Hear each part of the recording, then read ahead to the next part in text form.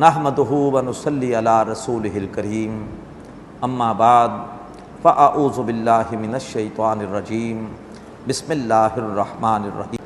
ایک غور و فکر کی دعوت دی جا رہی ہے۔ یہ مضمون قرآن مجید میں بار بار آتا ہے، سورہ بقرہ میں، سورہ آل عمران میں، سورہ نساء میں، اور اب ذرا زیادہ وضاحت کے ساتھ سورہ ہود میں، کہ تم ایک بار فیصلہ کر لو کہ تم طلبگار کس کے ہو، دنیا کے ہو کہ آخرت کے ہو۔ خود سوچو کہ تمہاری ترجیح کیا ہے، دنیا ہے کہ آخرت ہے۔ ایک بار فیصلہ کر کے پھر اسی حساب سے اپنے سارے معاملات کو طے کرو۔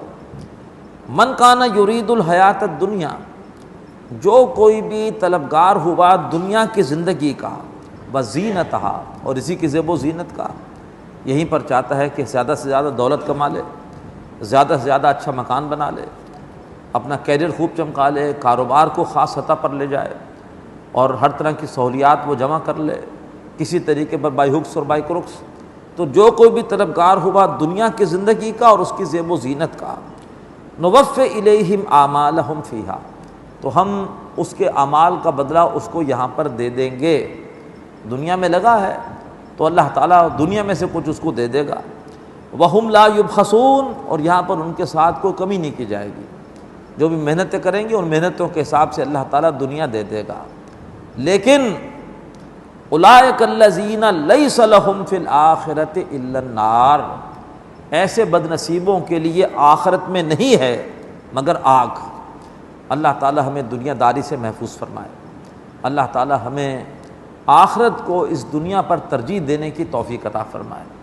دنیا کو چھوڑنا نہیں ہے، رہبانیت نہیں ہے، دنیا میں رہنا ہے، لیکن یہ ہے کہ اس دنیا سے جو کچھ بھی حاصل کرنا ہے اللہ تبارک و تعالیٰ کے احکامات کے دائرے کے اندر رہتے ہوئے حاصل کرنا ہے، بائی ہکس اور بائی کروکس حاصل نہیں کرنا، بلکہ یہ ہے کہ جائز طریقے سے جو لے سکتے ہیں لے، اپنے فرائض نہیں چھوڑیں گے، حرام سے بچیں گے، اور اس کے ساتھ ساتھ اللہ سے دعا کریں گے کہ اللہ تعالیٰ ہر قسم کی محتاجی سے محفوظ فرمائے، اللہ تبارک و تعالیٰ عزت کی زندگی عطا فرمائے، اور بس یہی انسان کا طے شدہ معاملہ ہو کہ کسی طور پر بھی دنیا کے لیے اللہ کا حکم نہیں توڑنا، اللہ کو ناراض نہیں کرنا، آخرت کی کاسٹ پہ دنیا کو نہیں کمانا۔ لیکن اگر خدا نہ خواستہ آدمی کا مطلوب مقصود دنیا ہے اور اس سے کوئی پرواہ نہیں کیا حلال کیا حرام، کیا فرائض دینی اور کیا اللہ کے احکامات، تو فرمایا کہ ہم دنیا میں اس کو دے دیں گے، لیکن ایسے لوگوں کے لیے آخرت میں نہیں ہے مگر آگ۔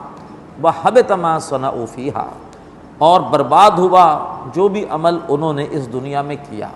اللہ تعالیٰ جزوی نیکیوں سے خوش نہیں ہوگا۔ ویسے تم حرام کما رہے ہو، لوٹ مار کر رہے ہو، لیکن رمضان میں جا کے عمرہ کر کے آ جاتے ہو حرام کمائی سے، تو ایسے عمرے اللہ کے یہاں قبول نہیں ہوں گے۔ تم سارا سال حرام کماتے ہو، عرس میں جا کے تم دیگ چڑھا دیتے ہو، تو حرام کمائی کی دیگیں اللہ تعالیٰ کے یہاں قبول نہیں ہوں گی۔ فرمایا جو بھی انہوں نے کاریگری کی ہے دنیا میں وہ برباد ہوئی۔ وَبَاطِلٌ مَّا كَانُوا يَعْمَلُونَ، اور جو عمل کیا وہ باطل ثابت ہوا، خراب ہو گیا، باطل ہو گیا۔ اب اس کے بعد نبی اکرم صلی اللہ علیہ وآلہ وسلم کی تعریف اور تحسین۔ أَفَمَنْ كَانَ عَلَى بَيِّنَةٍ مِّن رَبِّهِ، بھلا وہ شخص جو پہلے ہی اپنے رب کی طرف سے ایک دلیل پر تھا۔ یہ مضمون اس صورت میں بار بار آئے گا، حضرت نوح کے لیے بھی آئے گا، حضرت صالح کے لیے بھی آئے گا، حضرت شعیب کے لیے بھی آئے گا۔ أَفَمَنْ كَانَ عَلَى بَيِّنَةٍ مِّن رَبِّهِ، بھلا وہ شخص جو پہلے سے اپنے رب کی طرف سے دلیل پر تھا، یعنی سلیم الفطرت تھا۔ تم اس کا کردار دیکھ رہے تھے، نہ کبھی جھوٹ بولتا ہے، نہ کبھی جو ہے وہ خیانت کرتا ہے، نہ کبھی وعدہ خلافی کرتا ہے، نہ کسی کے ساتھ زیادتی کرتا ہے، نہ کوئی بد اخلاقی کرتا ہے، ایک بڑا صالح اور جو ہے وہ سلیم الفطرت کردار۔ فرمایا بھلا وہ شخص جو پہلے سے اپنے رب کی طرف سے واضح دلیل پر تھا، وَيَتْلُوهُ شَاهِدٌ مِّنْهُ، اور اس کے پیچھے آیا اللہ کی طرف سے ایک گواہ۔ تلا یتلو کا مطلب ہوتا ہے پیچھے پیچھے آنا، تلاوت کے معنی ہوتے ہیں کہ پیروی کرنا۔ تلاوت یہ ہے جب قرآن پاک کی ہم تلاوت کرتے ہیں، اس کا مطلب کیا ہوتا ہے کہ پیروی کرو، ٹھہر ٹھہر کے قرآن کو پڑھو تاکہ سمجھتے ہوئے پڑھو اور پیروی کی نیت کے ساتھ پڑھو۔ تو فرمایا وَيَتْلُوهُ شَاهِدٌ مِّنْهُ، اور اس کے پیچھے ایک اللہ کی طرف سے گواہ آیا۔ اس سے مراد ہے قرآن مجید، کہ اللہ کے رسول پہلے ہی اللہ تعالیٰ کی طرف سے انتہائی نیک اور سلیم الفطرت تھے، اور اللہ نے ان پر قرآن نازل کر کے ثابت کر دیا کہ واقعتاً یہ ہستی ایک انتہائی نیک اور پارسا ہستی ہے۔ قرآن مجید گواہی بن کر آیا کہ واقعی حضرت محمد صلی اللہ علیہ وسلم اللہ کے چنے ہوئے انتہائی نیک اور پارسا انسان ہیں۔ قرآن کے نزول نے آپ کی پارسائی پر مہر تصدیق سب کر دی۔ وَيَتْلُوهُ شَاهِدٌ مِّنْهُ، اور پھر ان کے پیچھے پیچھے آیا ایک اللہ کی طرف سے گواہ، یعنی گواہی دینے والا کہ یہ انسان واقعتاً اللہ کے چنے ہوئے ہیں، مصطفیٰ ہے۔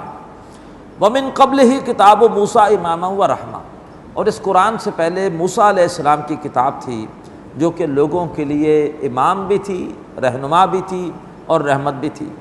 اولئک یؤمنون بہ، اور یہی لوگ ہیں، یعنی ایسے لوگ ہیں جو موسیٰ علیہ السلام کی کتاب کو ماننے والے ہیں، وہ ایسے لوگ ہیں کہ جو اس قرآن پر بھی ایمان لائیں گے۔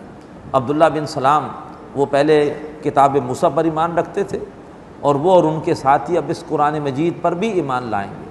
یہ اللہ نے پیشن گوئی کر دی کہ مدینہ جا کر مسلمانوں کو خوشخبری ملے گی کہ کتاب موسیٰ کو ماننے والے اب کتاب محمد کو بھی مانیں گے، اس پر بھی ایمان لائیں گے۔ اولئک یؤمنون بہ، وہ لوگ ہیں جو اس قرآن پر ایمان لائیں گے۔ ومن یکفر بہ من الاحزاب، اور گروہوں میں سے، جماعتوں میں سے جو کوئی بھی اس قرآن مجید کا کفر کرے گا، فالنار موعدہ، تو پھر اس کے لیے وعدے کی جگہ، اس کے لیے ٹھکانہ آگ ہے، جہنم ہے۔ فلا تک فی مریۃ من، تو اے نبی صلی اللہ علیہ وسلم آپ اس قرآن کے بارے میں ہرگز شک میں نہ پڑیں۔ اور پھر عرض کروں گا کہ یہ خطاب بظاہر اللہ کے رسول سے ہے، حقیقت میں یہ خطاب مجھ سے اور آپ سے اور مسلمانوں سے ہے کہ تم اس کتاب کے اللہ کی طرف سے نزول کے بارے میں ہرگز شک میں نہ پڑو۔ انہ الحق من ربک، بے شک یہ تمہارے رب کی طرف سے حق ہے۔ ولکن اکثر الناس لا یؤمنون، لیکن لوگوں میں سے اکثر ایمان نہیں لاتے۔ بارک اللہ لی ولکم فی القرآن العظیم ونفعنی وإیاکم بالآیات والذکر الحکیم۔